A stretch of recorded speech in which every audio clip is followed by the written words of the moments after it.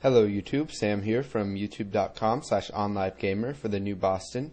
And in this tutorial, what we're going to do is add an event log for our game. So whenever something happens in the game, we're going to go ahead and log that to a list box in our case. Now you could incorporate a module into your program, but a list box was working fine. It works just as well, and it's easier to work with, so we're just going to go ahead and use that. So let's go ahead, we'll shrink this down a little bit first. Okay, so now that we got rid of some of that space there, let's go ahead, come over to our game GUI. We will add a new form. So we'll just select a Windows form, and instead of form2.vb, we'll just call it eventlog.vb. Go ahead and click add. Okay, so here is our event log. Now we can make it any size we want, but let's go ahead and make it the same width as our form 1. You'll see why we're going to do this later on. So we'll go ahead, come over here to size. We'll make this a little bit bigger. So it's 457 for the width. So we'll come over here to event log, and we will set the width to 457. And this looks like a good size. So what we're going to do is we'll come over here to our toolbox, and we will add a list box. Now we'll set the name to list events. And instead of dragging it out and trying to make it fit inside of the form, what we can do is just use the dock. So for dock, we will select the middle, which will fill up the entire form with our list box. Now let's come over here and let's change some stuff about it. So we don't want them to be able to minimize the box. We also don't want them to be able to maximize the box. So all they can do is close out of it. So let's go ahead and double click on this, and whenever it loads, let's just go ahead and type list events.items.add, and we'll just say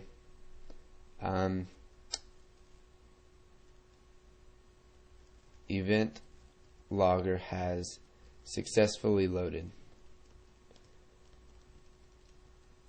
And then we'll just add some spaces after it.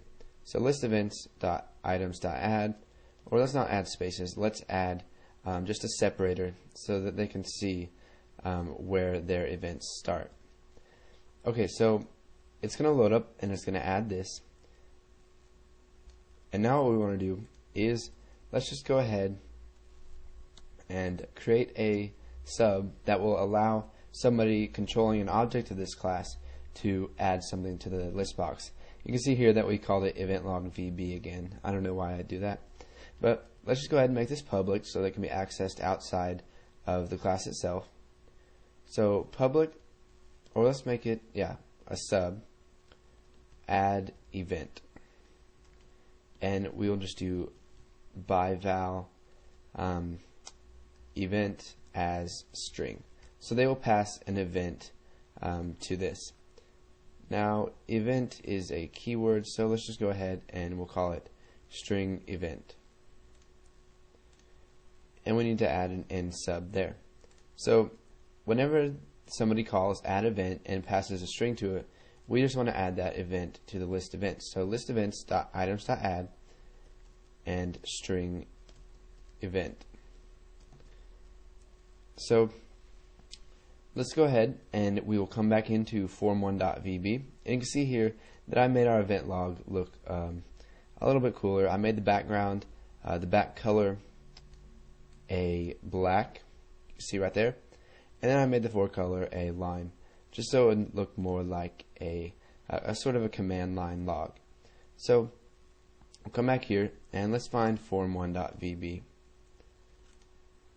Okay, so whenever an attack has happened, what we want to do is add that to the log. So after the hero attacks, what we want to do is we want to create that event and then add it.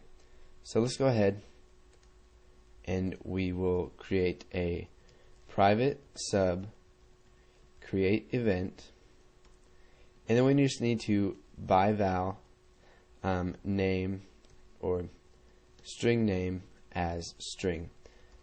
So this can be used to create events for either the enemy or Popeye based on the string, so that we don't have to create two different subs for this. So whenever Popeye attacks, we want to create an event.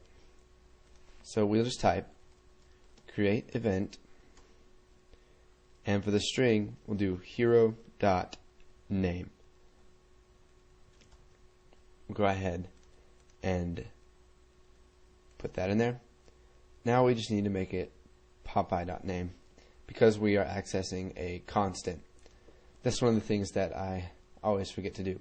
So whenever we create the event, what we want to do is type let's say, or we'll make it a function because we need to return an event that has happened. So as a string. So when that event is created, what we'll do is we will return, and then we will do string name, and then we will add some stuff to it.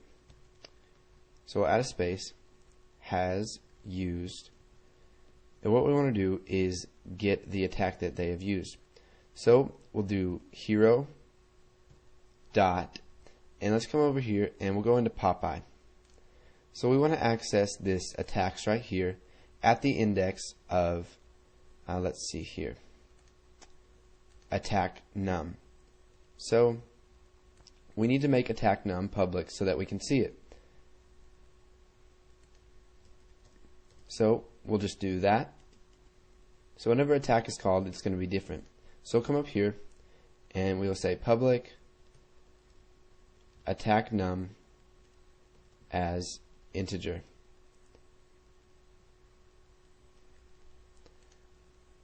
Okay, so now that we have attack num there, let's go ahead, come over here into form 1. So we'll type hero dot attacks at what? What index do we want to use? So we're accessing the array right now, and we want it at the index of let's see here, what was that called? Attack num. So at the index of attack num. And let's just close that inside some brackets. So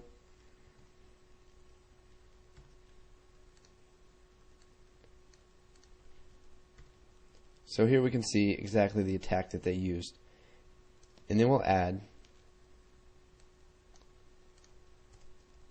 for, and then let's do how much damage for blank damage. So once again, we will enclose that in some brackets. And now what we need to do is we need to get the damage. So in order to do that, what we need to do is create an array inside of our Popeye class.